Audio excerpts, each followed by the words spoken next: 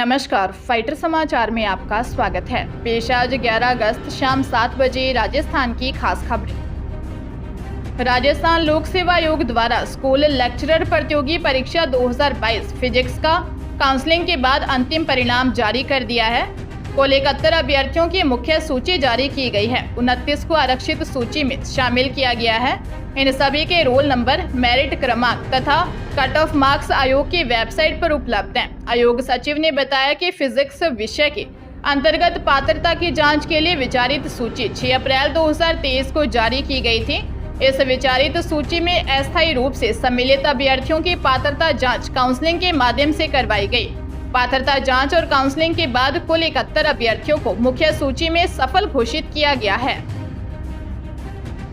कोटा जिले में नाबालिग से रेप के मामले में पोक्सो कोर्ट ने 25 वर्षीय आरोपी इकबाल उर्फ मोहम्मद मियां निवासी टोंक को 20 साल के कठोर कारावास की सजा व 30,000 के अर्थदंड से दंडित किया है। आरोपी 16 साल की बालिका को फुसलाकर टोंक ले गया, जहां पुरानी दरगाह के पास बने कमरे में रखा और उससे कई बार दुष्कर्म किया। कोर्ट ने फैसले में लिखा कि आरोपी ने लड़की को 1 महीने तक साथ रखकर उसके साथ शारीरिक संबंध बनाए, जो कि एक गंभीर अपराध है। यदि अभियुक्त के साथ नरमी का रुख अपनाया गया तो ऐसी गंभीर घटनाओं को प्रोत्साहन मिलेगा। विशेष लोक अभियोजक ललित शर्मा ने बताया कि पीड़िता के पिता ने 6 सितंबर 2020 को अयाना थाने में नाबालिग बेटी को इकबाल नामक युवक द्वारा बेला फुसलाकर भगा ले जाने की शिकायत दी थी। पुलिस ने लगभग 1.5 महीने बाद 13 अक्टूबर को टोंक में बालिका को दस्तयाब कर आरोपी को गिरफ्तार कर कोर्ट में चालान पेश किया। अजमेर जिले में United church of north India trust association की सिविल लाइंस क्षेत्र स्थित एक संपत्ति को पंजाब, कर्नाटक और अजमेर निवासी 3 लोगों ने एक महिला को बेच दिया। संस्था की जमीन होने और फर्जीवाड़े की पूरी जानकारी होने के बावजूद महिला ने जमीन खरीद भी ली। जानकारी होने पर संस्था के joint power of attorney holder Sandeep Paul की ओर से चारों आरोपियों को खिलाफ रिपोर्ट दर्ज करवाई गई है। उन्होंने बताया कि पंजाब के गुरदासपुर निवासी रफीक मसीह, कर्नाटक बेलगाम निवासी योहान इमानुल और झांसी निवासी स्टीफन सिंह ने खुद को संस्था का अधिकृत पदाधिकारी बताकर संस्था संपत्ति के फर्जी दस्तावेज तैयार करवाए और उसके बाद अजमेर के सिविल लाइंस थाना क्षेत्र स्थित हरविलास निवासी रंजू जयपाल को संस्था की 672.64 वर्ग गज भूमि का बेचान कर दिया। सिविल लाइंस पुलिस ने चारों आरोपियों के खिलाफ रिपोर्ट दर्ज कर जांच शुरू कर दी है। नागौर जिले के सदर थाना क्षेत्र के अंबरपुरा गांव के खेत में बने कमरे की छत पर सो रहे 2 लोगों पर किसी अज्ञात व्यक्ति ने जानलेवा हमला कर दिया। यह हमला संभावित रूप से किया गया। नींद में होने के कारण शायद पीड़ित संघर्ष नहीं कर सके, जिससे एक ही मौके पर ही मौत हो गई, जबकि दूसरा गंभीर घायल हो गया। आरोपी हत्या के इरादे से ही आया था, इसलिए हथियार से वार किए। सीआई जगदीश प्रसाद ने बताया कि वारदात में नया दरवाजा हनुमान चौक निवासी 45 वर्षीय तुलसीराम भाटी की मौत हो गई। वहीं उसके साथ सो रहा 22 वर्षीय सुरेश मेघवाल गंभीर रूप से घायल हो गया। हमलावर की पहचान, हत्या का कारण अब पुलिस के लिए गुत्थी बनते दिख रहे हैं। पुलिस, एफएसएल और डॉग स्क्वाड ने मौके से साक्ष्य जुटाए। एसपी खुद मौके पर पहुंचे। फिलहाल मामले की जांच की जा रही है। सवाईमाधोपुर जिले के सरकारी स्कूल के 12वीं क्लास में पढ़ने वाली नाबालिग छात्रा का पहले अपहरण किया गया, फिर उसकी हत्या कर दी गई। अपहरण का आरोप छात्रा के ही स्कूल में पढ़ाने वाले टीचर पर है। परिजनों ने टीचर के खिलाफ रिपोर्ट भी दर्ज करवाई है। आशंका जताई है कि अपहरण करने के बाद रेप किया गया है, उसके बाद लड़की की हत्या कर दी गई। आरोपी टीचर को पुलिस ने हिरासत में लिया है, उससे पूछताछ की जा रही है। उधर टीचर को स्कूल से सस्पेंड कर दिया गया। मामला बौली इलाके का है। एसपी हर्षवर्धन अग्रवाला ने बताया कि 16 साल की किशोरी 8 अगस्त से लापता थी, जो सरकारी स्कूल में पढ़ती थी। उसी स्कूल में पढ़ाने वाले टीचर के खिलाफ युवती के पिता ने अपहरण की रिपोर्ट दर्ज करवाई थी। हनोतिया गांव में कुएं से युवती का शव बरामद हुआ था। रिपोर्ट के अनुसार टीचर और युवती के बीच फोन पर खूब बातें होती थी। फिलहाल मामले की गहनता से जांच की जा रही है। दौसा जिले के सिकंदरा थाना क्षेत्र में जयपुर आगरा नेशनल हाईवे 21 पर कैलाई गांव के पास सड़क हादसे में 2 लोगों की मौत हो गई। हादसा कार, टैंकर व बाइक के भिड़ंत में हुआ। सूचना पर पहुंची एम्बुलेंस ने घायलों को जिला अस्पताल पहुंचाया, जहां ट्रॉमा सेंटर में डॉक्टर ने दोनों गंभीर घायलों को मृत घोषित कर दिया। पुलिस ने बताया कि कैलाई बस स्टैंड के पास टैंकर व कार में भिड़ंत हो गई। इस दौरान वहां से गुजर रही बाइक भी टैंकर की चपेट में आ गई। हादसे में बाइक सवार 2 लोग गंभीर रूप से घायल हो गए।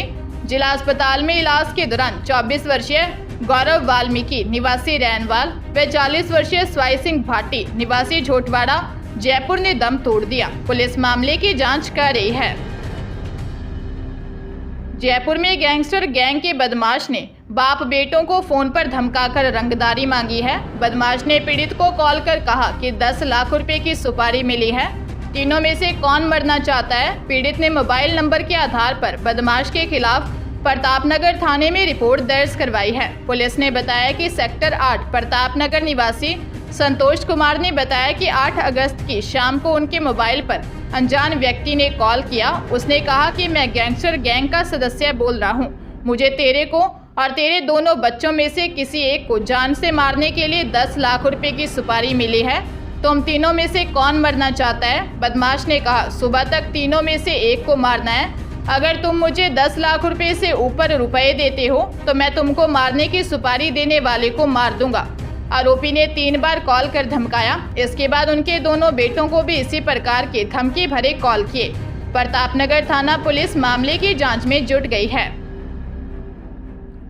पीटीईटी 2023 प्रवेश परीक्षा के माध्यम से राज्य के सभी शिक्षक प्रशिक्षण कॉलेजों में बीएड में प्रवेश के तहत आवंटित कॉलेज में से 22,000 रुपये शुल्क जमा करवाने की तिथि बढ़ा दी गई है।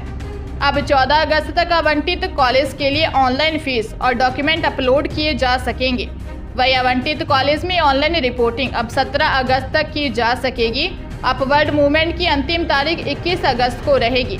अभ्यर्थी को संबंधित कॉलेज से व्यक्तिगत उपस्थित 25 अगस्त तक देनी होगी।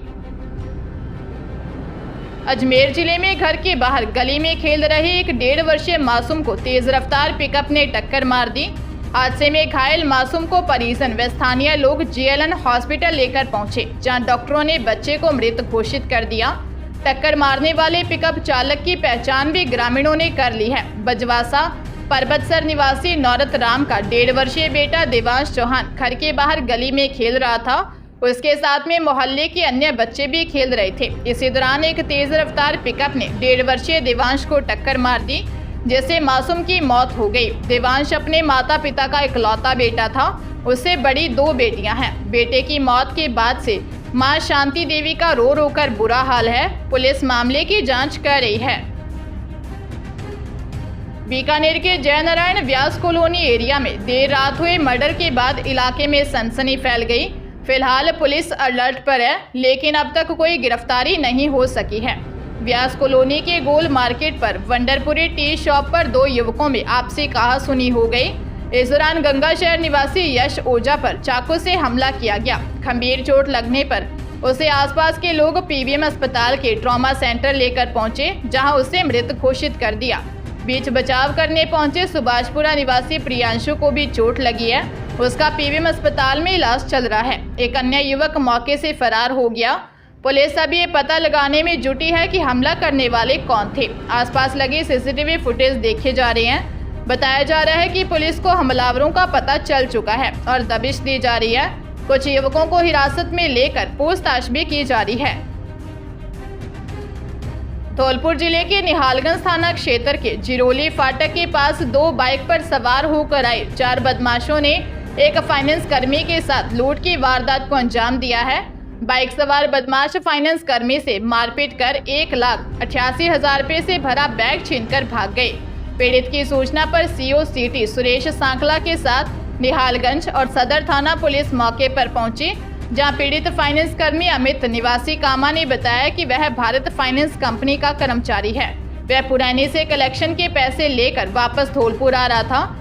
इसी दौरान पुरानी रेलवे लाइन के पास 2 बाइक पर सवार होकर आए 4 बदमाशों ने उसे रास्ते में रोककर लाठी डंडों से पिटाई शुरू कर दी। पिटाई करने के साथ ही बदमाश उसका रुपयों से भरा बैग छीनकर फरार हो गए।